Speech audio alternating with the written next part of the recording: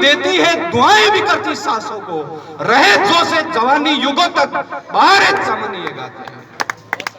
एक कविता है कि कारगिल का युद्ध हुआ, मैं क्या आज ये मेरी कर्म भूमि है और मैंने भी काफी कविताएं लिखी है, लेकिन मैं आज आपको वो सुनाना चाहता हूं जो मैं सर्वश्रेष्ठ सुना के जाऊं। सूर्यदेव सिंह जी बार्ड साहब की एक रचना है जो मैंने कई मंचों पे पढ़ी है और बहुत प्यार मिला है कि कारगिल का युद्ध होता है और एक सैनिक शहीद हो जाता है, पूरा गांव मौन स्तब्ध खड़ा है और उसके साथ में एक सैनिक के साथ में एक सैनिक आता है और वो उसकी वीरता का वर्णन करता है। पूरा गांव मौन स्तब्ध खड़ा है और उस सैनिक के हाथ में चिट्ठी है और वो उसकी वीरता का वर्णन कर रहा है। सुनना कि रण प्रांगण से मैं साथी का शव लेकर आया हूं, रण प्रांगण से मैं साथी का शव लेकर आया हूं, बलिदानों का साक्षी हूं, संदेश लेकर आया हूं, बलिदानों का साक्षी हूं, संदेश लेकर आया हूं। देखो आंखें चमक रही है, माथा दमक रहा है, युद्ध जीत कर लौटा है, संकल्प इसकी आंखों से झलक रहा है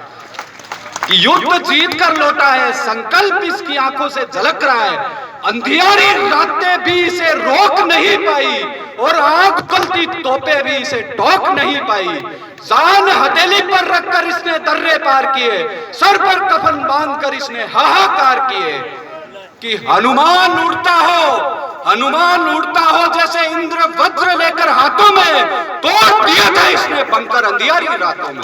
वाह वाह वाह कि गोली लगी, खून से लथपथ बढ़ता ही गया और हिमगिर के सिंगस्त पर साथी चढ़ता ही गया, हिमगिर के सिंगस्त पर साथी चढ़ता ही गया कि भारत माता के स्वर में उसने अंतिम सांस ली और सीना छलनी था।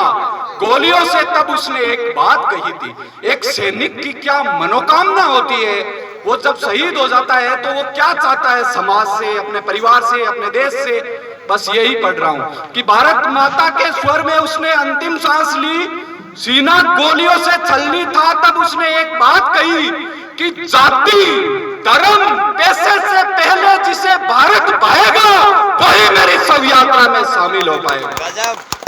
कि जाति धर्म पैसे से पहले जिसे भारत पाएगा वही मेरी शव यात्रा में शामिल हो पाएगा और जिसमें ज्वाला दधकती हो कश्मीर लेने की वही सांस करे मेरी चिता में लकड़ी देने की।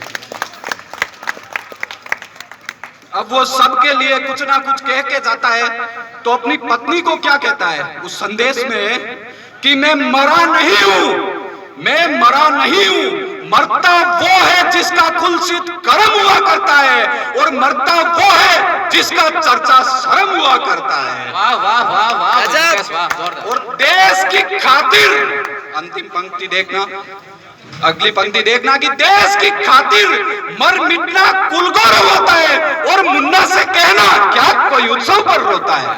वाह वाह। अब वो अपने माता पिता से कहता है और सब पूरे सर्व समाज से कहता है कि माता पिता कभी मत कहना मरा हमारा बेटा, सीमा पर लहराते ध्वज में हमेशा जिए तुम्हारा बेटा। बुजुर्ग काफी तादाद में बैठे हैं तो एक शेर याद आ गया।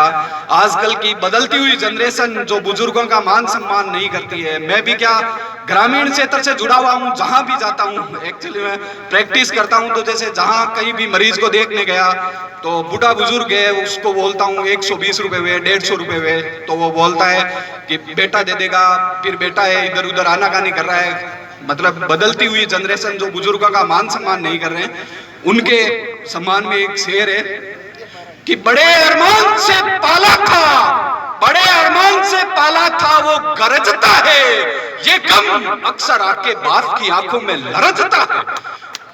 कि बड़े अरमान से पाला था वो गरजता है, ये गम अक्सर आके बाप की आंखों में लरजता है कि जिस हंसी बचपन को घुमाया था इन कंधों पे वो आज बुढ़ापे में घेरों की तरह बरसता है, वो आज बुढ़ापे में घेरों की तरह। बहुत